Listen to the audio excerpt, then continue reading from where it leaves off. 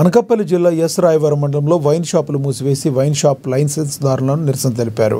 ప్రస్తుత పరిస్థితుల్లో ప్రభుత్వానికే 65 లక్షల రూపాయలు కిస్తీ కట్టడమే కష్టంగా ఉందని ఆవేదన వ్యక్తం చేశారు.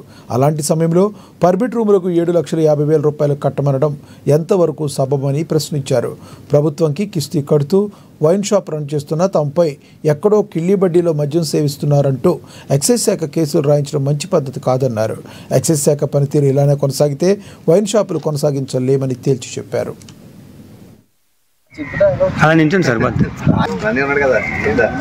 ఎస్రావరం పరిధిలో 7 వైన్ షాపులు ఉన్నాయండి. అడ్రోడ్ 2, గుడివాడ 1, దార్లపూడి 1, ధర్మవరం 1, ఎస్రావరం 2. ఈ 7 షాపులు కూడా మండలం ఇదిగా నడుస్తుంది. ప్రజెంట్ ఏంటంటే గత సంవత్సరం 65 లక్షల రూపాయలు లైసెన్స్ ఫీజు అని చెప్పారు. దాన్ని దశల వారీగా కట్టాలని చెప్పారు. అయితే అలా కడుతూ ఉన్నా సరే ఈరోజు గవర్నమెంట్ స్టార్టింగ్లో టెండర్ వేసే ముందు 20% మార్జిన్ ఇస్తానని చెప్పి గెజెట్లు ఇచ్చేస్తారు. ఆ గెజెట్లు ఇచ్చిన ప్రకారంగా 6 నెలల వరకు మాకు 9% వచ్చేది. షాపులు ఎటు కొత్తగా చాలా చంద్రవందరంగా అందరూ కూడా బాధపడేవారు.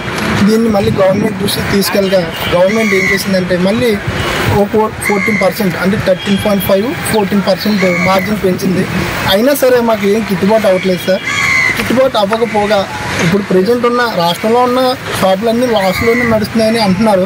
కానీ ఎంతవరకు ఎవరు అన్నది బయటకు చెప్పలేదు. కానీ మా వరకు మా బాధ చెప్పుకోవడం ఏంటంటే మా 7 షాపులు కూడా లాస్లోనే నడుస్తున్నాయి సార్. ప్రజెంట్ అయితే మనలో 7 షాపులు ఉన్నాయండి. మొత్తం 7 షాపులు కూడా చాలా లాస్లో రన్ అవుతున్నప్పటికీ ఏదో అలా నెట్టుకొస్తున్నాం. ఈ మధ్యకాలంలో ఏంటంటే మా మీద కేసులు. ఇప్పుడు షాప్కి దగ్గరలో తాగకూడదు, ఓపెన్ డ్రింకింగ్ అంటున్నారు. ఓపెన్ డ్రింకింగ్ అంటే పక్క బిల్డింగ్లో ఒక పాన్ షాప్ దగ్గరికి వెళ్ళి తాగితే ఆ కేసును కూడా షాపుకి లింకప్ చేసి రాపుతాం అంటే దానికి అర్థం లేదు. ఎందుకంటే పక్క బిల్డింగ్ ఓనరు ఏ పాన్ షాప్కైనా రెంట్కి ఇచ్చుకుంటారు. అక్కడ తాగినట్లు కూడా మా మీద కేసులు. రెండోది నౌకర్నామాలని షాపులో పనిచేసే కుర్రోళ్ళని తీసుకెళ్ళిపోతున్నారు మాట్లాడితే. అది తీసుకెళ్ళినప్పుడు కుర్రోళ్ళు ఏం చేస్తున్నారు, మాకు ఇదేంటి బాబు ఇదేంటి మాకు జాబ్ పర్మనెంట్ రూమ్లకి 7,50,000 కట్టమని, వచ్చే సంవత్సరానికి 7,50,000 కట్టమని మాకు ఆఫర్ పాస్ చేశారు.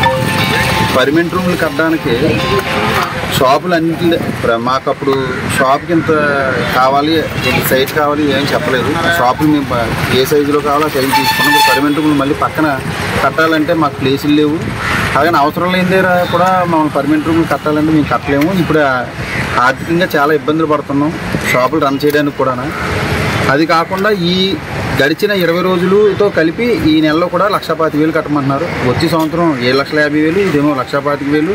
అలాగే మాకు కిస్తీలు కూడా ఇప్పటి వరకు 11,20,000 కట్టాం.